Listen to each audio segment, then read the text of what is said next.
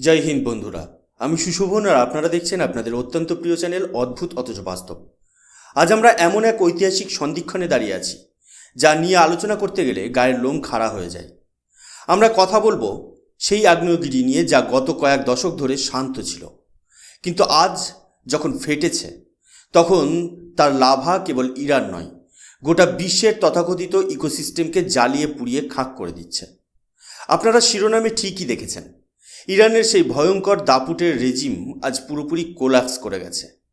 এটা কোনো ছোটোখাটো রদবদল নয়, এটা হলো ইতিহাসের সেই মুহূর্ত যাকে আমরা বলি the fall of a fortress. যেভাবে বছরের পর বছর ধরে দাঁড়িয়ে থাকা কোনো পুরনো জরাজীর্ণ ইমারত হঠাৎ করে নিমেষে খসে পড়ে, ইরানের ইসলামিক শাসনের অবস্থাও আজ ঠিক তাই। আর এই পতনের ঢেউ সরাসরি আছড়ে পড়ছে আমাদের প্রিয় দেশ ভারতের সীমান্তেও। আজ আমরা কোনো ডিপ্লোম্যাটিক শব্দ ব্যবহার করব না, সরাসরি বাস্তবে কথা বলবো।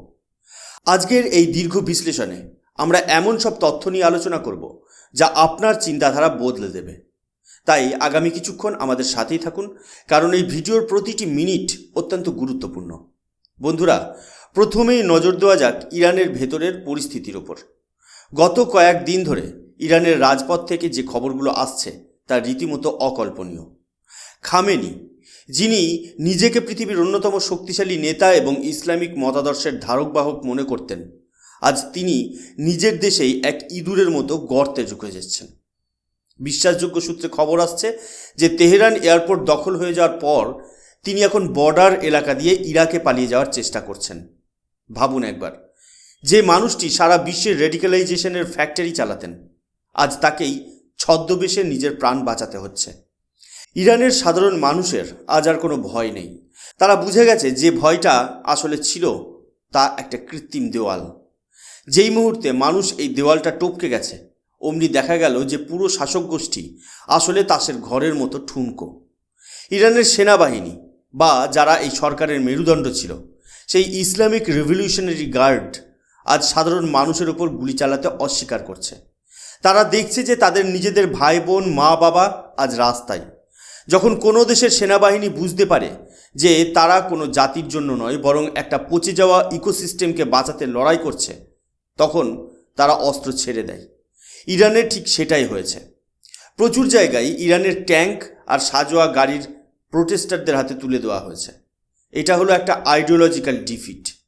কয়েক দশক ধরে যে ভয় আর দম্ভ দিয়ে ইরানকে শাসন করা হচ্ছিল, মাত্র 5 দিনে সেই দম্ভ ধুলোয় মিশে গেছে। এটা ইতিহাসের সেই পুনরাবৃত্তি যা আমরা কয়েক দশক আগে বার্লিন দেওয়াল ভাঙার সময় দেখেছিলাম। এই পতনের ফলে গোটা বিশ্বে ছড়িয়ে থাকা ইরানের সমস্ত প্রক্সিস আজ কার্যত অনাথ হয়ে পড়েছে। হিজবুল্লাহ, হামাস বা ইয়েমেনের হুতি বিদ্রোহীরা, এরা কেউ নিজের শক্তিতে চলতো না। এদের রিমোট কন্ট্রোল থাকতো তেহরানে। আজ যখন কন্ট্রোল রুমেই আগুন লেগেছে, তখন এই ছোট ছোট গোষ্ঠীগুলো হয়ে পড়েছে হেডলেস চিকেনের মতো। এরা এতদিন ধরে যে উপদ্রব চালিয়েছে তার রসদ আসতো ইরান থেকে। এখন সেই সাপ্লাই লাইন পুরোপুরি বন্ধ। আমেরিকা থেকে শুরু করে ইসরায়েল, সবাই এখন এই সুযোগে তাদের উপর চূড়ান্ত আঘাত আনছে। সিরিয়া হোক বা ইথিওপিয়া, নাইজেরিয়া হোক বা গাজা, সারা বিশ্বে এখন এই উগ্রবাদী গোষ্ঠীগুলোকে শিকড় থেকে উপড়ে ফেলার কাজ শুরু হয়েছে।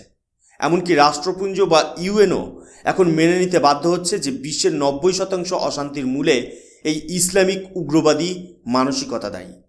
সারা বিশ্ব এখন একযোগে সুর চড়াচ্ছে। এবার আসা যাক ভারতের জন্য কেন এই খবরটি উৎসবের মতো। আপনারা জানলে অবাক হবেন, ভারতে বসে যারা ভারত তেরে টুকরে হোঙ্গে বা ভারত বিরোধী কথা বলে, তাদের একটা বড় অংশের অর্থের উৎস ছিল এই তেহরান কানেকশন।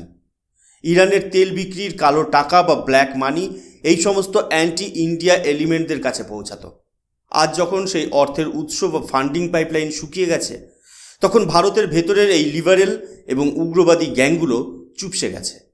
এরা এতদিন ধরে যে প্রোপাগান্ডা চালাতো তা আজ মুখ থুবড়ে পড়েছে। ভারত সরকার এবং আমাদের মাননীয় প্রধানমন্ত্রী এই পরিস্থিতির উপর কড়া নজর রেখেছেন। ভারত ইতিমধ্যেই তার ইন্টারনাল সিকিউরিটি বা অভ্যন্তরীণ নিরাপত্তা নিয়ে এক বড় পরিকল্পনা সেরে ফেলেছে। ভারতে বসবাসকারী অবৈধ অনুপ্রবেশকারীদের চিহ্নিত করে তাদের দেশ থেকে বের করার জন্য এক বিশাল অভিযান শুরু হতে চলেছে। যে উগ্রবাদী মানসিকতা ভারতকে দুর্বল করতে চেয়েছিল, আজ তারা নিজেরাই নিজেদের অস্তিত্ব সংকটে ভুগছে। ইরানের সাধারণ মানুষ আজ যা করছে তা আমাদের শেখায় যে কোনো বৈদেশিক মতাদর্শ কোনো জাতির উপর চিরকাল চাপিয়ে রাখা যায় না। 1979 সালে যে বিপ্লবের মাধ্যমে পারস্যকে ইরান বানানো হয়েছিল, আজ 2026 সালে দাঁড়িয়ে সেই দেশের মানুষ বলছে আমরা পার্সিয়ান, আমাদেরকে আমাদের পুরনো ঐতিহ্য ফিরিয়ে দাও। তারা রাস্তায় দাঁড়িয়ে তাদের পুরনো সম্রাট রেজার জয়ধ্বনি দিচ্ছে। তারা বলছে তারা এই উগ্রবাদী ব্যবস্থার চেয়ে তাদের প্রাচীন সভ্যতাকে বেশি ভালোবাসে। এটা একটা সভ্যতার জাগরণ। তারা মাদ্রাসাগুলো পুড়িয়ে দিচ্ছে। তারা বলছে যে শিক্ষা আমাদের ঘৃণা শেখায় তা আমাদের চায় না। তারা নিজেদের প্রাচীন প্রতীক বা অ্যানশিয়েন্ট পার্সিয়ান সিম্বলস ফিরিয়ে আনছে। এটা আমাদের ভারতীয়দের জন্য গর্বের বিষয়, কারণ আমাদের সনাতন সভ্যতাও গত 1000 বছর ধরে একই লড়াই লড়ছে। মুঘল থেকে শুরু করে কংগ্রেস, যারা আমাদের ইতিহাসকে বিকৃত করতে চেয়েছিল, আজ তারা ইতিহাসের আস্থা করে নিক্ষেপ হচ্ছে। ভারতের বিচার ব্যবস্থাও আজ এক শক্ত অবস্থানে দাঁড়িয়েছে। সুপ্রিম কোর্ট পরিষ্কার জানিয়ে দিয়েছে যে অবৈধভাবে গড়ে তোলা কোনো কাঠামো, তা সে মসজিদ হোক বা মাদ্রাসা, বরদাস্ত করা হবে না। সরকার যখন এসআইআর বা উন্নত সার্ভেলেন্স সিস্টেম নিয়ে কাজ করছে, তখন সাধারণ মানুষও বুঝতে পারছে যে জাতীয়তাবাদ ছাড়া উন্নয়নের কোনো পথ নেই। ইরান আমাদের দেখিয়ে দিচ্ছে যে একবার যদি মানুষ ঐক্যবদ্ধ হয়, তবে কোনো ডিকটেটর বা কোনো উগ্রবাদী শাসক তাদের দমিয়ে রাখতে পারবে না। ইরানের বিমানবন্দরগুলি এখন থমথমে, আকাশপথ ফাঁকা। কেন? কারণ অপরাধীরা পালাচ্ছে। যারা একদিন সাধারণ মানুষের উপর অত্যাচার করত, আজ তারাই প্রাণের ভয়ে বোরখা পরে বা ছদ্মবেশে পালানোর চেষ্টা করছে। ইন্টারনেটে এমন সব ফুটেজ আসছে যেখানে দেখা যাচ্ছে তথাকথিত বড় বড় ধর্মগুরুরা তাদের পাগড়ি খুলে হাইওয়েতে ফেলে দিচ্ছে। কেন এই দশা? কারণ তারা জানে তারা মিথ্যের ওপর দাঁড়িয়ে সাম্রাজ্য তৈরি করেছিল। ইসরায়েল আজ যা করছে তা সারা বিশ্বের জন্য এক বড় শিক্ষা। তারা শুধু নিজেদের দেশ রক্ষা করছে না, তারা মানবতার শত্রুদের খতম করছে। ইরানের মানুষ এখন ইসরায়েলের কাছে সাহায্য চাইছে, যাতে তারা এই জালিম শাসকদের হাত থেকে চিরতরে মুক্তি পায়। এটা কি ভাবা যেত আজ থেকে 5 বছর আগে? ভারতও এই কৌশলে হাঁটছে। পাকিস্তান আজ অর্থনৈতিকভাবে মৃত এবং রাজনৈতিকভাবে দেউলিয়া। তারা বুঝে গেছে যে ইরানের পর এবার তাদের পালা। ভারত যেভাবে আন্তর্জাতিক স্তরে পাকিস্তানকে একঘরে করেছে এবং দেশের ভেতরের উগ্রবাদীদের কোমর ভেঙে দিয়েছে, তাতে খুব শীঘ্রই আমরা এক অখণ্ড এবং সুরক্ষিত ভারতের স্বপ্ন সফল হতে দেখব। এই যে নিউ ওয়ার্ল্ড অর্ডার তৈরি হচ্ছে, সেখানে ভারতের ভূমিকা হবে সবথেকে গুরুত্বপূর্ণ। বন্ধুরা, আমাদের বুঝতে হবে যে এই লড়াইটা কেবল অস্ত্রের নয়, এই লড়াইটা হলো মানসিকতার। ইরানের মানুষ আজ বলছে তারা আর ইসলামিক মৌলবাদী চায় না, তারা চায় পারস্যের স্বাধীনতা। ভারতকেও একইভাবে ভারতের শিকড়ে ফিরতে হবে। আমরা যারা সনাতনী, আমাদের বুঝতে হবে যে আমাদের ঐক্যই আমাদের সবথেকে বড় শক্তি। ইরান যে রাস্তা দেখাচ্ছে তা হলো ন্যাশনালিজম বা জাতীয়তাবাদের রাস্তা, যেখানে দেশের মাটি সব থেকে উপরে। ভারতের বর্তমান সরকারও ঠিক এই একই মন্ত্রে দীক্ষিত। যে সমস্ত মানুষ ভারতকে ভেতর থেকে খোকলা করতে চেয়েছিল, তাদের দিন ঘনিয়ে এসেছে। মোদী সরকার ইতিমধ্যেই অবৈধদের ডিপোর্ট করার জন্য অ্যাকশন প্ল্যান তৈরি করে ফেলেছে। খুব শীঘ্রই আমরা দেখতে পাবো যে ভারত তার ঋত গৌরব পুনরুদ্ধার করছে। ইরানে আজ যেভাবে সুলেমানি বা রাইসির মূর্তি আর পোস্টার ছেঁড়া হচ্ছে, তা আমাদের মনে করিয়ে দেয় যে মানুষের মনে জায়গা না পেলে কোনো জবরদস্তিমূলক নেতৃত্ব টেকে না। আজ তেহরানের রাস্তায় যে আগুন জ্বলছে তা হলো পবিত্র আগুন, যা সমস্ত ময়লা পরিষ্কার করে দিচ্ছে।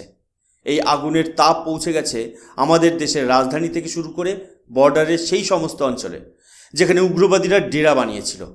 আমাদের প্রার্থনা করতে হবে যেন এই বদল স্থায়ী হয় এবং বিশ্ব থেকে এই বিষাক্ত বীজ চিরতরে বিলুপ্ত হয়। 2026 সাল হবে ভারতের এবং গোটা বিশ্বের জন্য এক পরিবর্তনের বছর। ইরান আজ মুক্ত হওয়ার পথে, আর ভারতের সনাতনী আত্মা আজ জেগে উঠেছে। মুঘল শাসনের পর যারা কংগ্রেসের হাত ধরে ভারতকে আবারও পরাধীন করতে চেয়েছিল, তাদের ষড়যন্ত্র আজ জনসমক্ষে পরিষ্কার। আমরা আর সেই পুরনো ডট দেওয়া ইন্ডিয়া দেখতে চাই না। আমরা আমাদের পরম পবিত্র ভারত দেখতে চাই, যে ভারত হবে বিশ্বের চালিকা শক্তি।